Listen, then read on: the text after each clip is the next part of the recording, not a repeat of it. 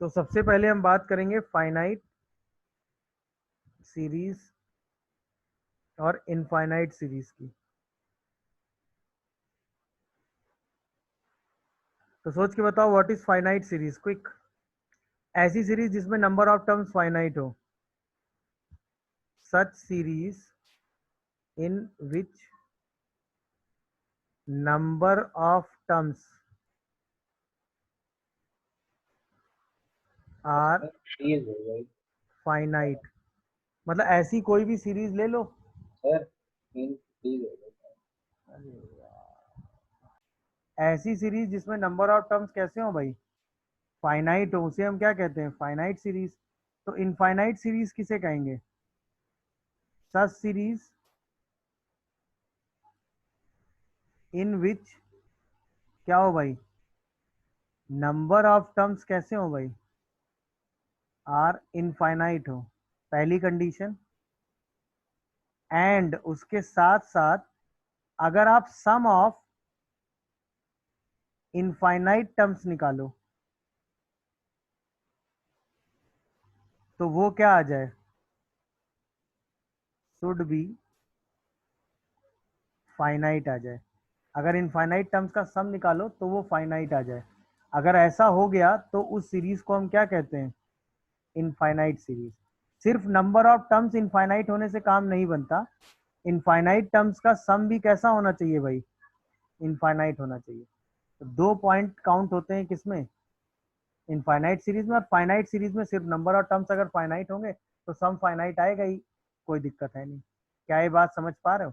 मतलब हम इसको ऐसे लिखते हैं लैंग्वेज में कि limit n tending to infinite पे एन टर्म्स का जो सम होता है वो हमेशा फाइनाइट होता है।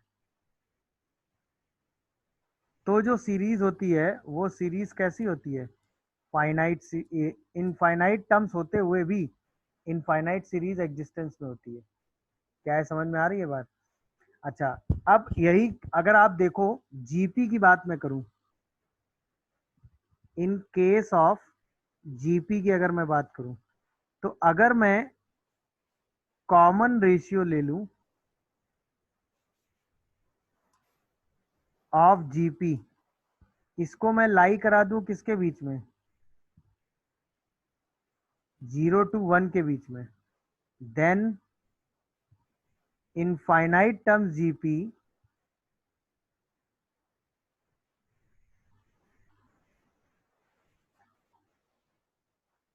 Is called infinite GP.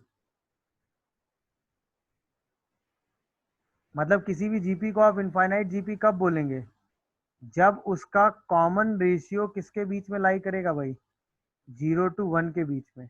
तब वो जीपी क्या होती है, इनफाइनाइट जीपी। अदरवाइज उस जीपी को आप इनफाइनाइट जीपी नहीं कह सकते हैं। समझ में आया? अब आपके दिमाग में तुरंत सवाल आया होगा कि सर ऐसा क्यों होगा, बोलिए भाई। अब ध्यान से देखो, मान लो पहला टर्म क्या है, मान लेते हैं 2 है, और आर की वैल्यू मान लेते हैं 1/3 है, तो अगला टर्म क्या होगा जल्दी बताओ, 2/3। अगला 2/3। टर्म 2/9। अगला टर्म 2/27। ऐसे करके सारे टर्म्स बनते जाएंगे कि नहीं। तो लगातार ये टर्म डिक्रीज होते जाएंगे कि नहीं, बोलिए। अच्छा, ये टर्म डिक्रीज होते होते होते होते होते ऐसी सिचुएशन आएगी कि ये नियरली इक्वल टू क्या हो जाएंगे, 0। जीरो होने लगेंगे। मतलब इनफाइनाइट पे जाते जाते जाते जाते जाते जाते सारे टर्म्स की वैल्यू लगभग लगभग क्या होने लगेगी, बोलिए। 0। मतलब terms in the end having nearly equal value. क्या ये बात सब लोग समझ पा रहे हैं, बोलिए भाई। इसीलिए इसका सम फाइनाइट आ पाएगा कि नहीं आ पाएगा।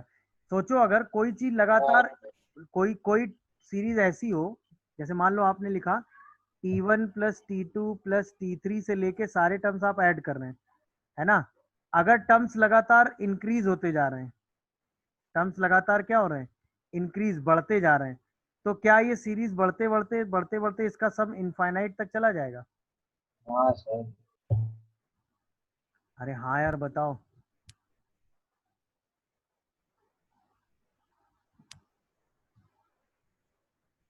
Terms are increasing at infinite, तो इसका सम इनफाइनाइट चला जाएगा।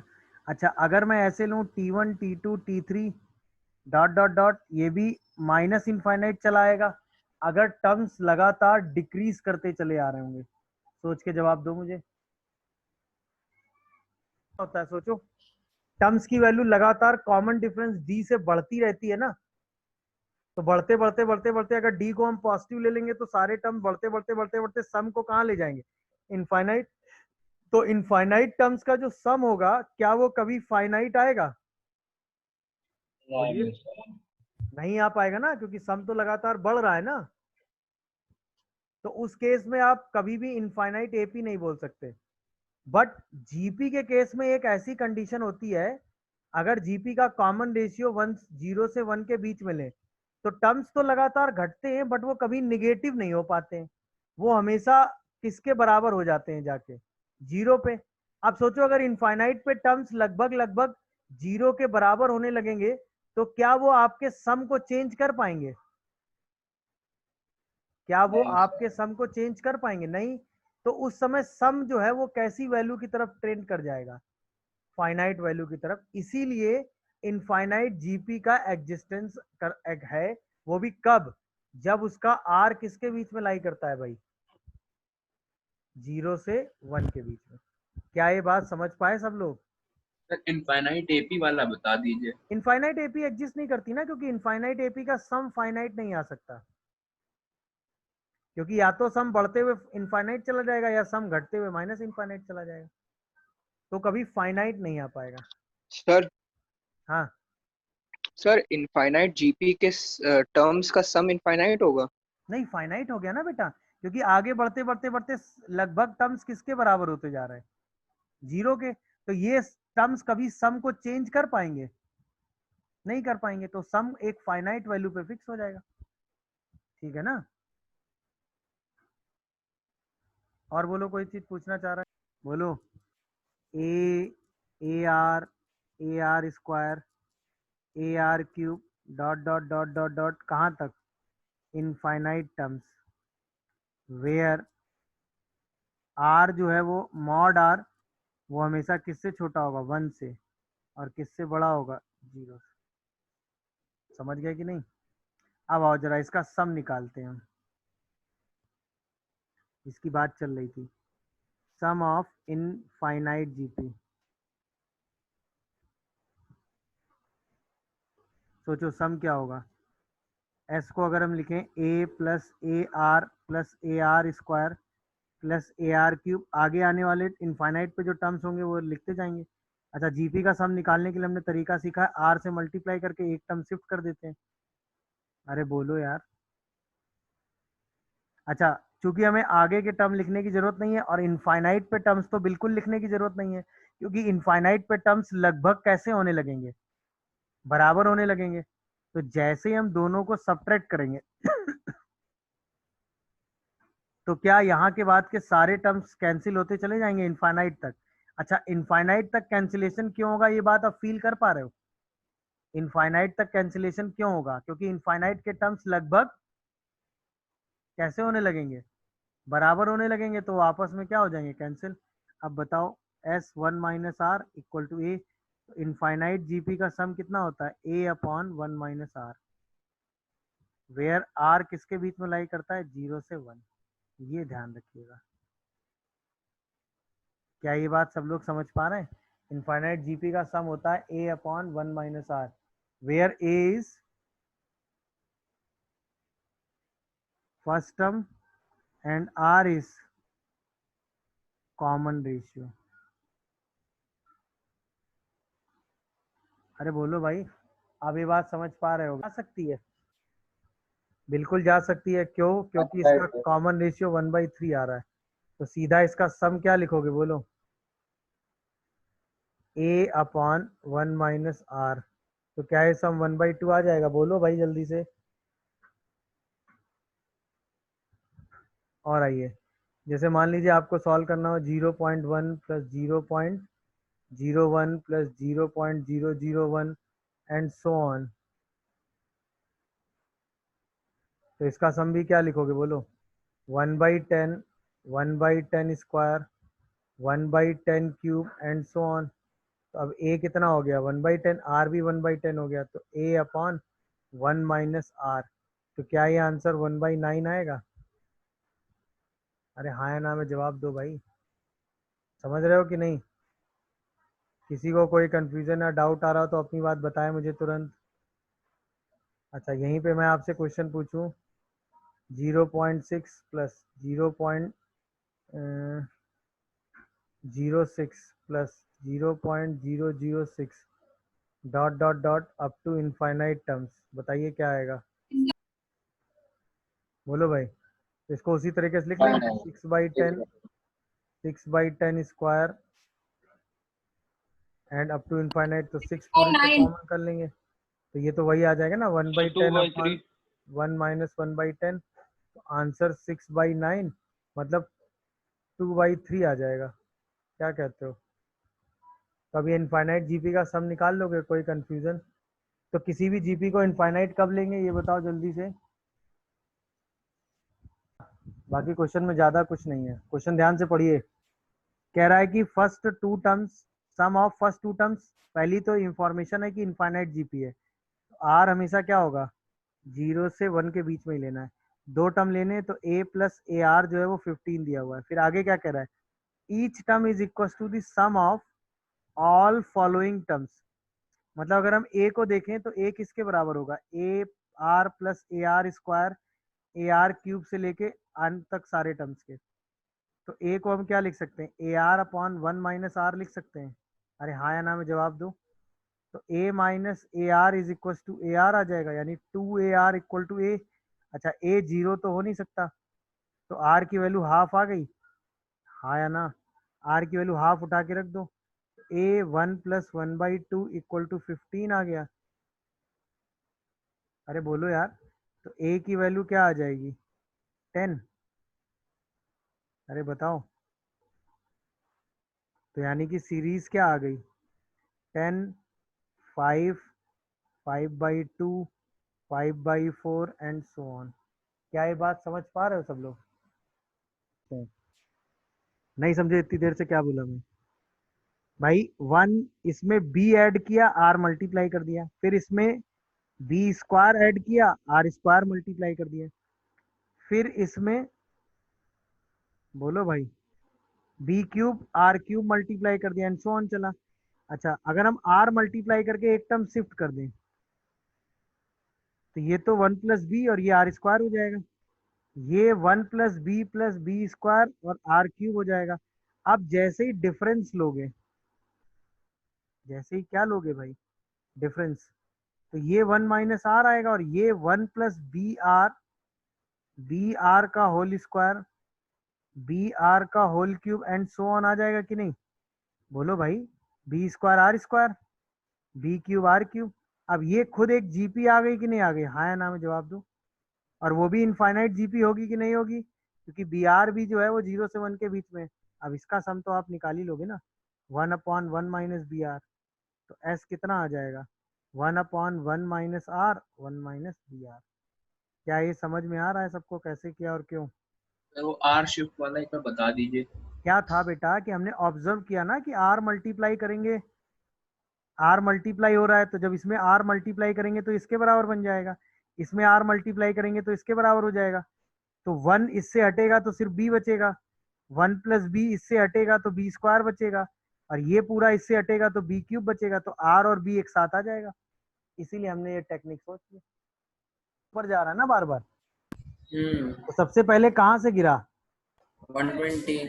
तो पहला 120 हाइट नीचे आ गया, यहाँ से बॉल गिरना स्टार्ट कर रही है, तो पहली डिस्टेंस कवर 120 हो गई। फिर 120 का 4/5 ऊपर जाएगा और 120 का 4/5 नीचे भी तो आएगा, फिर उसके 4/5 का ऊपर जाएगा, फिर नीचे आएगा, फिर 4/5 ऊपर जाएगा नीचे आएगा, फिर 4/5 ऊपर जाएगा नीचे आएगा, 960 है क्या? ऊपर जाएगा नीचे आएगा, ऐसे करके चल रहा होगा कि नहीं ये बताओ? तो पहली डिस्टेंस ट्रेवल कितनी होगी? 120। अगली कितनी ट्रेवल होगी? 120 का 4/5 बट कितनी बार? 92 अगली बार कितना ट्रेवल करेगा? 120 के 4/5 का भी 4/5 मगर 2 बार। अगली बार कितना ट्रेवल करेगा? 120 के 4/5 के 4/5 का 4/5 टाइम्स बट 2 बार अप टू इनफाइनाइट। तो क्या होगा? 120 कॉमन करोगे, यहां से 2 इंटू 120 इंटू 4/5 कॉमन करोगे, अंदर क्या बचेगा? 1 प्लस 4/5 प्लस 4/5 का square and so on up to infinite. ये इनफाइनाइट जीपी का सम आ जाएगा। तो 120 इंटू ये कितना? 24 96 इंटू 2 192 आएगा क्या ये? और 1/1 माइनस 1 4/5 आएगा ना ये। अरे बोलते जाना भाई। इसी को सिंप्लीफाई करो तो 120 प्लस 192 और साथ में कितना आ जाएगा? इंटू 5 क्या? बोलो भाई।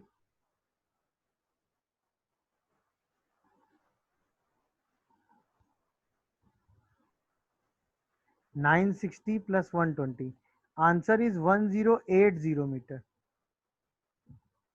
क्या ये आंसर था किसी का? भाई क्या था? पहले 120 पहले ड्रॉप में आया, फिर 120 का 4/5 ऊपर गया, 4/5 नीचे आया, तो 2 बार ये काउंट हो गया। फिर ये जो डिस्टेंस आई 120 का 4/5 इतने, इसका 4/5 फिर से ऊपर गया, फिर से नीचे आया, तो 2 बार ये भी हो गया। फिर ये जो डिस्टेंस आई इसका 4/5 फिर ऊपर गया और फिर नीचे आया, तो यही तो होगा। समझे कि नहीं भाई? क्या कह रहा है? Strike the floor certain ball rebound 4/5 height for which it is has fallen. मतलब जहां पे वो गिर रहा है उसके बाद वो 4/5 जाएगा हर बार। जिस हाइट से वो गिर रहा है उस हाइट का 4/5 ऊपर जाएगा, फिर जिस हाइट से गिरेगा उसका 4/5 ऊपर जाएगा। तो यहाँ के बाद हर डिस्टेंस 2-2 बार काउंट होगी ना, और जीपी यहीं के बाद बनेगी, क्योंकि पहली बार तो कांस्टेंट डिस्टेंस 120 ट्रेवल कर रहा है ना। अब ये कांस्टेंट सबसे कॉमन आ जाएगा, अंदर क्या बचेगा? 1 4/5 4/5 स्क्वायर एंड सो ऑन, वही इनफाइनाइट जीपी हो जाएगी। इसी का सम निकाल के आप रख देंगे, आंसर आ जाएगा। क्या ये बात सब लोग समझ पा रहे हो? हाँ सर वो हाँ करेंगे। इतना किया है। 1 1 1 1 dot dot dot up to 91 times लिखा था ये। तो क्या हम इसको ब्रेक करके 1 प्लस 10 प्लस 10 प्लस 10 की पावर 90 लिख सकते हैं? तो क्या हम इसको 10 की पावर 91 माइनस 1/9 लिख सकते हैं? और ध्यान से देखना, इसका प्रोडक्ट हमें ब्रेक करना है। तो अब ध्यान से देखो, क्या हम 91 को फैक्टराइज कर सकते हैं? तो हम इसको 13 इंटू 7 लिख दें, कोई प्रॉब्लम? सोचो। अच्छा, क्या हम इसको 10 की पावर 13 की पावर 7 लिख सकते हैं? अच्छा, ऊपर नीचे 10 की पावर 13 माइनस 1 से मल्टीप्लाई कर और डिवाइड कर लो, ऐसे लिख लो। अब सोचो, ये एक जीपी लिखी हुई है, इसका पहला टर्म 1 है, कॉमन रेशियो 10 की पावर 13 है और नंबर ऑफ टर्म 7 है। ऐसे ये एक जीपी लिखी हुई है जिसका पहला टर्म 1 है, कॉमन रेशियो 10 है और नंबर ऑफ टर्म्स कितने हैं? 13। तो क्या हम इसको लिख सकते हैं 1 प्लस 10 की पावर 13 10 की पावर 26 से लेके 10 की पावर 78 तक? और क्या हम इसको लिख सकते हैं 1 प्लस 10 स्क्वायर से लेके 10 की पावर 12 तक? अब देखो, क्या ये दोनों ओरिजिनल टर्म है, अलग अलग हैं? एक को ए कह दो, ये बी कह दो, तो इसका मतलब 1 1 1 1 dot dot dot 1 can be written as product of two numbers which distinct किससे from one and number itself. तो इसका मतलब ये कैसा नंबर है? 1111 dot dot dot 1 is composite number. Sir ये जीपी तक समझ में आ गया, उसके बाद आपने कैसे करा? ये जीपी का सम लिख दिया ना, ये जीपी को ब्रेक अच्छा। करके लिख दिया। इस जीपी को ब्रेक भाई इसी जीपी का सम होगा ना, ये जीपी का सम ये होगा ना। अब ये दोनों नंबर इससे तो डिफरेंट लिखे ना भाई, ये हाँ ओरिजिनल इससे तो नंबर था डिफरेंट है। तो भाई ऑब्वियसली इसका प्रोडक्ट दिस इनटू 1 होना चाहिए था, बट ये इसके अलावा कुछ और आ गया ना, तो इसका मतलब नंबर कंपोजिट हो गया। क्या ये बात समझ पाए क्या किया क्यों किया? बोलो भाई।